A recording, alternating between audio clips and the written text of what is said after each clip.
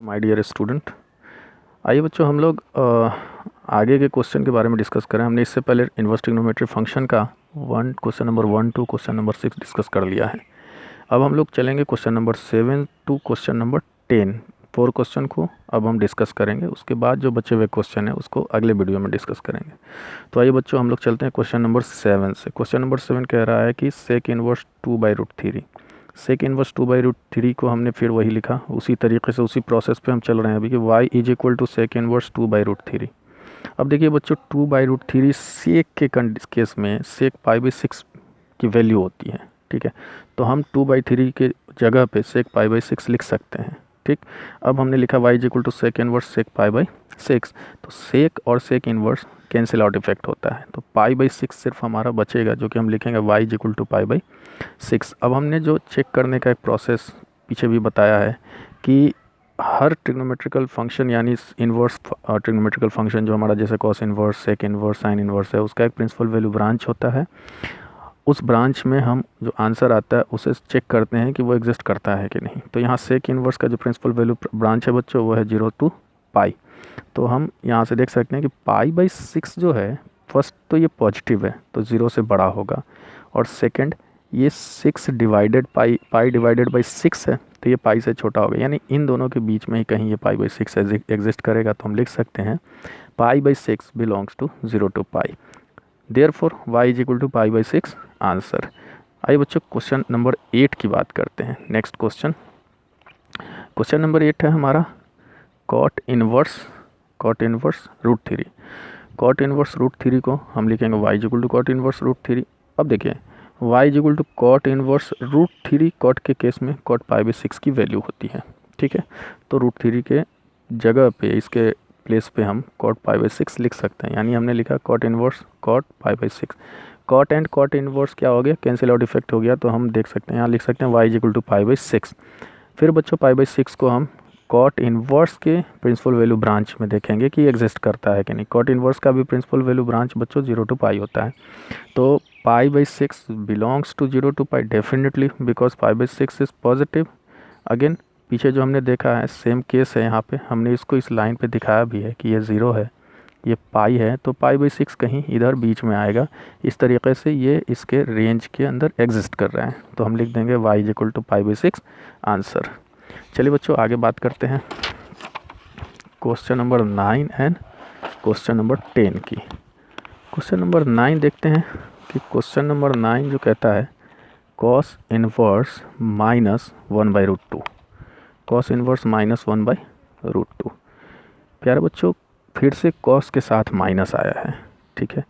तो इसका हमने पीछे भी फार्मूला बताया था कि कॉस इनवर्स -x अगर हो तो हम उसे चेंज करेंगे पाई माइनस कॉस इनवर्स x में, माइनस यहाँ से हटाने के लिए। तो हमने इस फार्मूला को यहाँ अप्लाई किया। हमने पहले लिखा y is equal to cos inverse -1/√2, फिर हमने लिखा y is equal to pi minus cos inverse 1/√2। Minus यहाँ से हट गया चूँकि हमने फार्मूला लगा दिया बच्चों।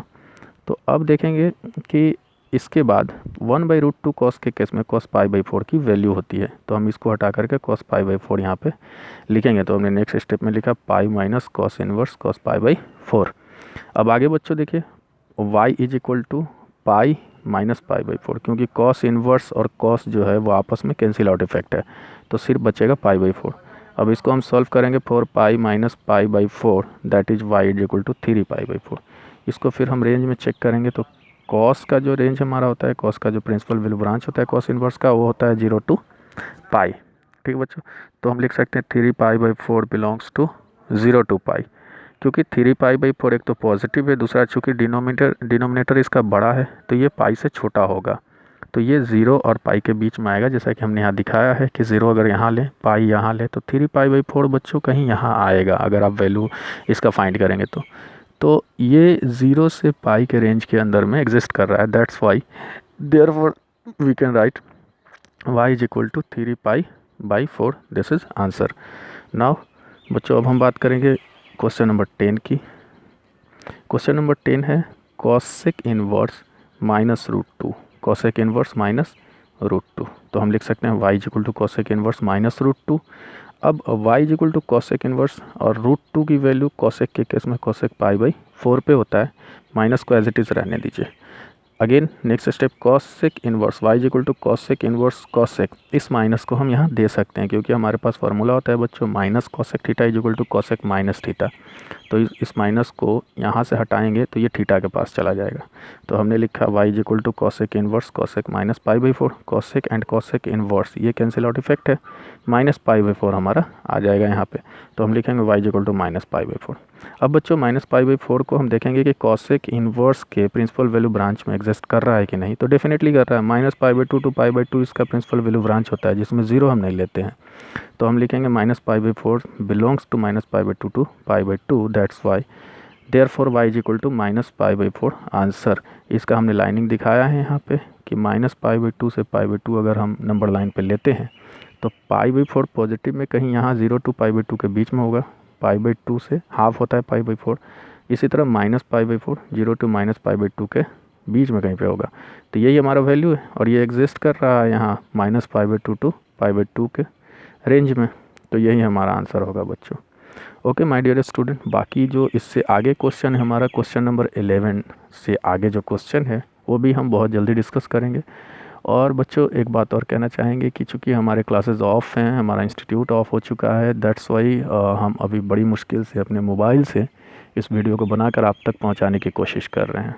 लॉकडाउन है, घर से जा नहीं सकते हैं, इसलिए हमने सोचा कि वक्त अभी पढ़ने का है तो हम आपके लिए मोबाइल के ज़रिए वीडियो बना रहे हैं। तो कॉन्सेप्ट पे बच्चों ज़्यादा ध्यान दीजिएगा, वीडियो ज़्यादा डिजिटल है नहीं है ये आपके लिए मैटर नहीं है, कॉन्सेप्ट कितना बेहतर आपको मिल रहा है। इसमें अगर कोई आपको कमी नज़र आए बच्चों तो बिल्कुल आप कमेंट में लिखें और मैं उसको पूरी कोशिश करूँगा कि उस कमी को दूर करूँ। और जिस तरह के और भी कॉन्सेप्ट अगर बच्चों चाहिए तो वो भी मैं दूंगा। और फिर मैं बताऊंगा कि इस बेसिक क्वेश्चन का जो कॉन्सेप्ट है इन्वर्स का, जो जैसे रेंज का टेबल है या फिर इसका फार्मूलाज है ना, वो आप एनसीईआरटी बुक के पीछे जाइए, उसमें सब कुछ मिल जाएगा आपको। वहाँ सब कुछ है जो हमने जितनी चीज़ें हमने इसमें डिस्कस करा है अभी तक के 1 to 10 क्वेश्चन में। ओके बच्चों, आपके साथ हम हमेशा हैं, आपको जो भी डाउट जो भी क्वेरी हो आप कमेंट में दें। थैंक यू बच्चों।